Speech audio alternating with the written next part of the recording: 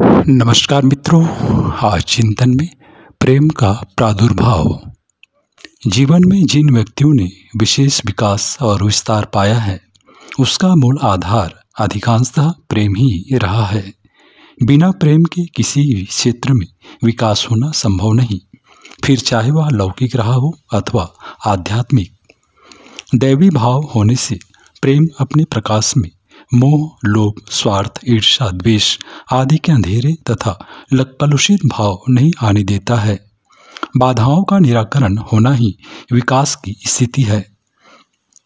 जीवन एक गतिशील प्रवाह है, जिसे जिस दिशा में लगा दिया जाता है, यह उसी दिशा में बहता और बढ़ता चला जाता है। प्रवाह के पथ में अवरोधों का अभाव उसके बढ़ने में सहायक होता है। प्रेम एक ऐसा गुण है जो मनुष्य के आंतरिक अवरोधों के साथ साथ बाह्य अवरोधों को भी दूर करता है।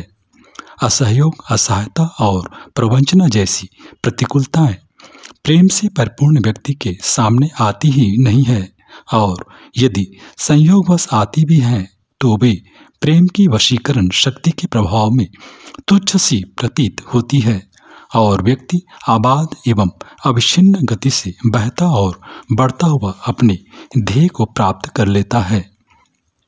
प्रेम में एक अलौकिक शक्ति रहा करती है, ऐसी शक्ति जिसकी तुलना बाहुबल अथवा बुद्धिबल से नहीं की जा सकती।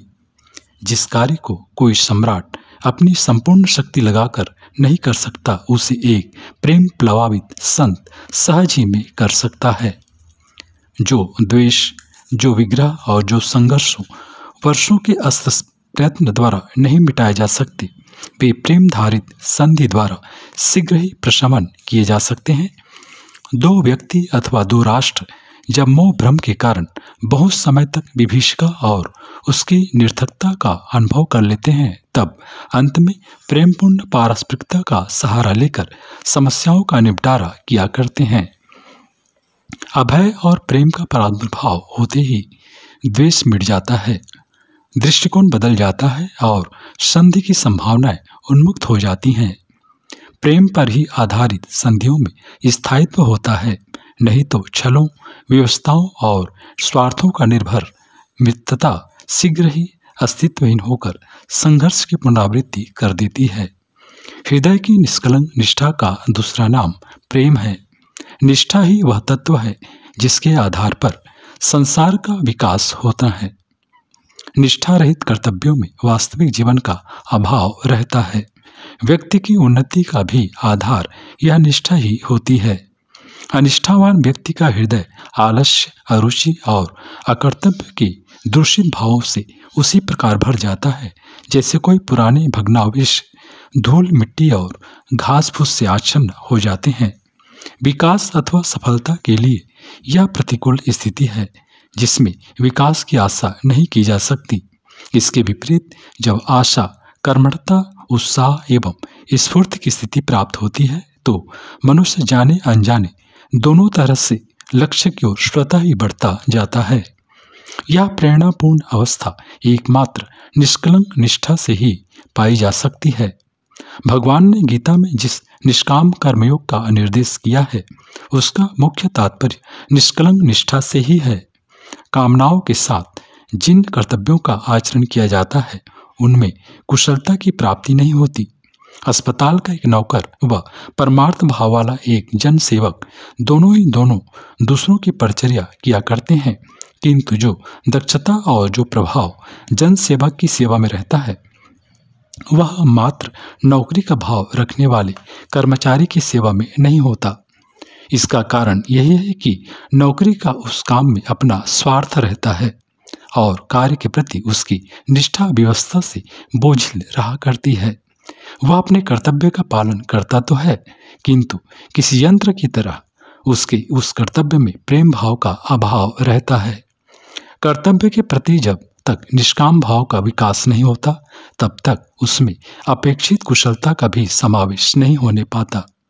विशुद्ध कर्तव्य भावना से किए जाने वाले कर्मों के प्रति मनुष्य का वास्तविक प्रेम जुड़ जाने से उसमें निष्ठा का भाव आप से आप आ जाया करता है, जिसके कारण सारे काम कुशलतापूर्वक संपादित होते चले जाते हैं।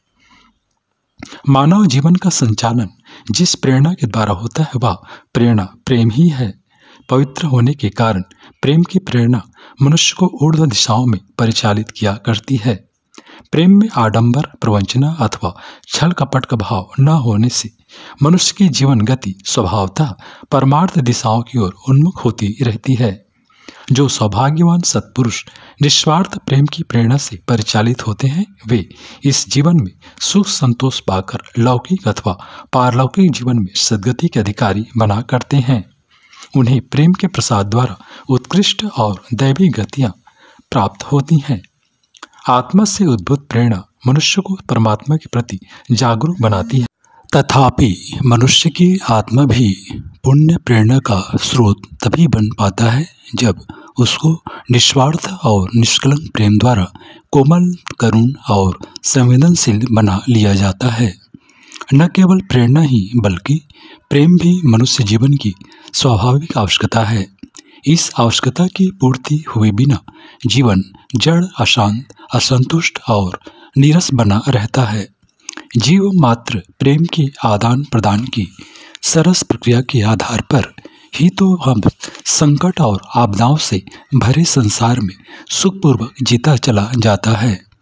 जीवन में जब तक प्रेम की प्राप्ति नहीं होती, एक अभाव, एक अशांति और एक कुंठा का अरुचिकर अनुभव होता रहता है और मनुष्य शीघ्र ही जीवन से छुटकारा पाने की सोचने लगता है।